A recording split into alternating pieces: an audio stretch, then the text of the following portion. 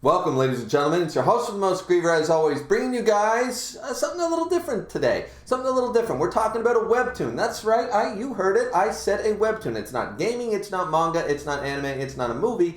It's a webtoon. I talk very rarely about webtoons. The key factor being that YouTube hates webtoon people. Anybody trying to review and react, they get strikes all the damn time. They get warnings all the damn time. So I've always tried to steer away from the webtoons as a whole, right? I try to steer away from that as best I can because I've heard the tales of woe. However, I'm just going to test the waters out a little bit with a seemingly rather popular one. And because my Yona the Dawn videos, which are shoujo, do quite well on this channel, I thought, let's talk about another aspect. Because if you guys know anything about me, I love my romance, all right? I'm a sucker for romance, you know? It is what it is. I love my romantic when it's good. When it's done good, it's done great. I'm of the opinion that no story is not enhanced by romance. At worst, it never takes anything away, and it can only enhance a story. How dare you! That's my...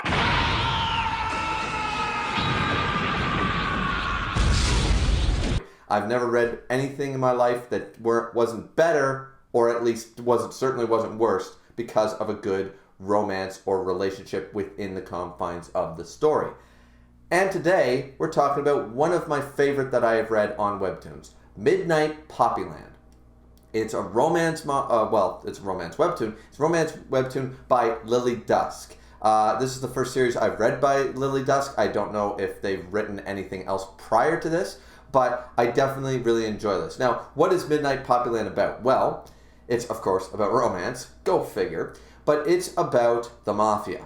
And I like that. I like that right out of the gate. To read the synopsis just really quick for you guys from webtoons.com, it says that after making a grisly discovery in the countryside, a small-town book editor's life gets entangled with a young mafia lord and his intimidating bodyguard, even as every step she takes draws her deeper into the dangerous underworlds of the city. Now, that actually doesn't summarize it greatly, in all honesty. There's a lot more aspects to that, because it's more so that she gets involved with the bodyguard first and foremost. Let's be real. It follows the story of a girl named Poppy. She is a little bit... She's a little timid. She's a little shy. She did not have a, they've got, of course, there's history, with her parents and that kind of idea. It's not so great. No spoilers. This is a spoiler-free.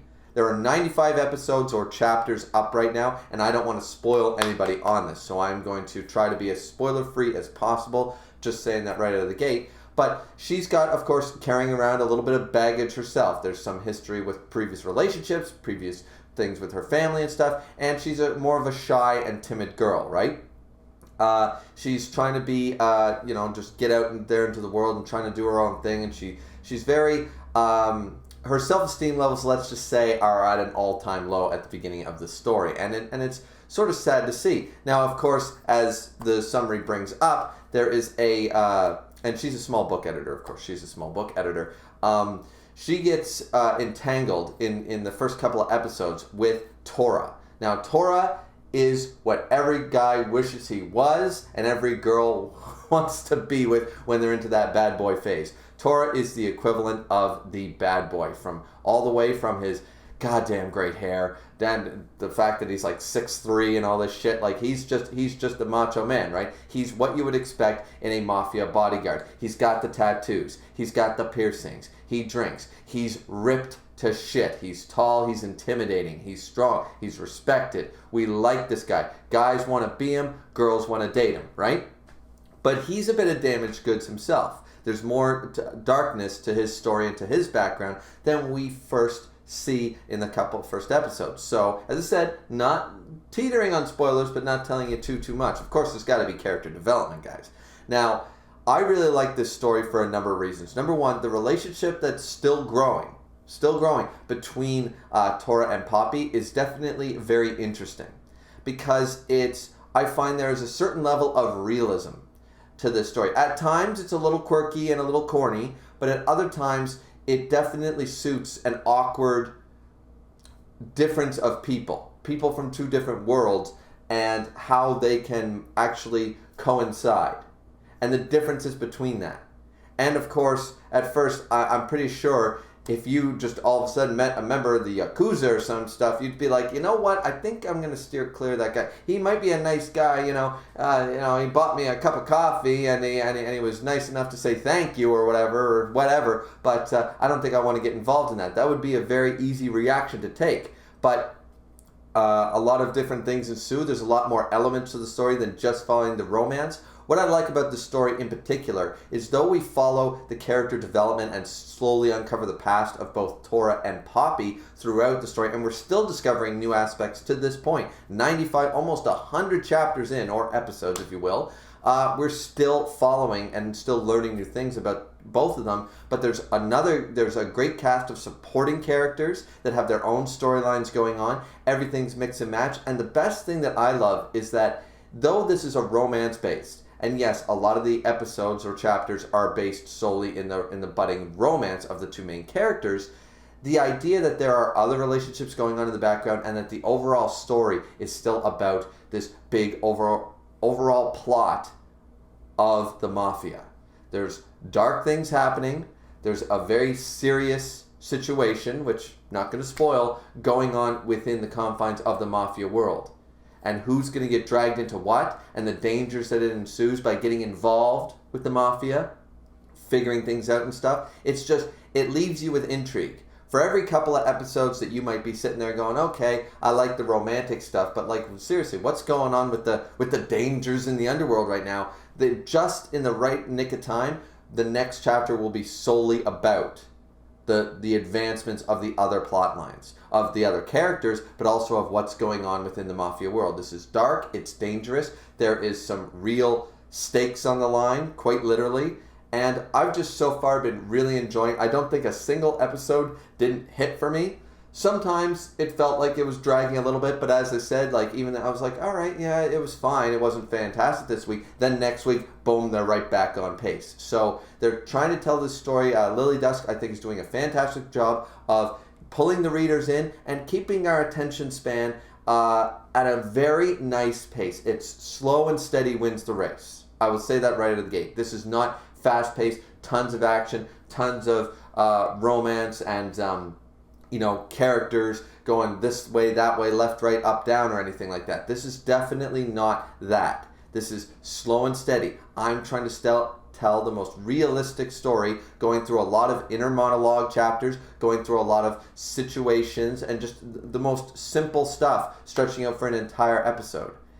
That, to me, is working so much in the favor of Midnight Poppyland, because one thing I've found with a lot of startup mangas and startup webtoons in general is that they want to hit the ground running. They want to grab your attention and keep you there and be like, oh, don't worry, we're not loosening our grip. Listen, there's so much happening. Boom, boom, boom, boom, boom. They're trying to cram 5 to 10 years of writing into the first 5 or 6 episodes. And that can work for some, but nowadays, to avoid getting axed, people try to really hit the ground running, and a lot of the times they're tripping over their own feet when we do it. Here is not the case. Midnight Poppyland has a fantastic pacing, I would argue. But once again, if romance is not your thing, and this is romance focused, then it's going to feel too slow to you.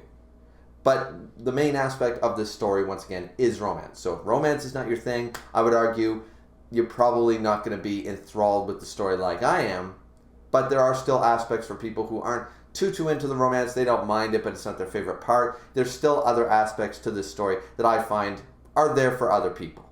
You know, if this was a drama TV show, 2 main characters are getting together, sort of idea, it's going to happen after a couple seasons, but there's still some cool stuff going on, you'd watch it, right? Romance drama. You'd watch it. So, and you'd go, all right, it's pretty good. It's pretty good, So even if you're not the huge, sucker for romance like yours truly, I still think that this is worth a read. Give it the first 5 episodes. If you don't care for it after the first 5 episodes, it's probably not for you. For whatever reason, the pacing and stuff, and I will argue, of course, the series, like a lot of people will, the series definitely progressively gets better. The series has gotten a lot better over time, and upon a quick reread that I was doing last week of the series, I will say that definitely one of the weaker parts of the story is in the early beginning. The first couple episodes are intriguing and exciting, and then it definitely reaches the lowest point, though there's no real low point in my opinion, but the lowest point with the least amount of things happening would be actually in the early beginning. So I would say, you owe it to yourself to try to get through more than 5 episodes if you can, but if it's just not for you, it is what it is, you know? Everyone's got different tastes. I just think that this is one of my favorite webtoons I have ever read, period. And I haven't read too many webtoons, to be fair, probably a couple of dozen. I've read, 24 webtoons or so, and, some good, some bad. This is probably my favorite one, definitely currently running. It's my favorite one. It's definitely my favorite one currently ongoing, and definitely one of my top that I've ever read. So definitely give it a chance. Check it out if you're interested. And I hope you guys enjoyed this quick little shout-out review, whatever you want to call it, little discussion of Midnight Poppyland. It's a really good series. The art is fantastic. It's right up my alley. The humor is there, the comedic aspects, the dark, the danger, the romance. It's all there for me, right? So hope you guys enjoyed, of course. Like, comment, subscribe. As always, don't forget, fourth and most importantly, to drink, but responsibly, as I always do. And we will see you back here next time for the next video, whatever that may be. So we'll see you back here next time, everybody. Take care. Bye-bye.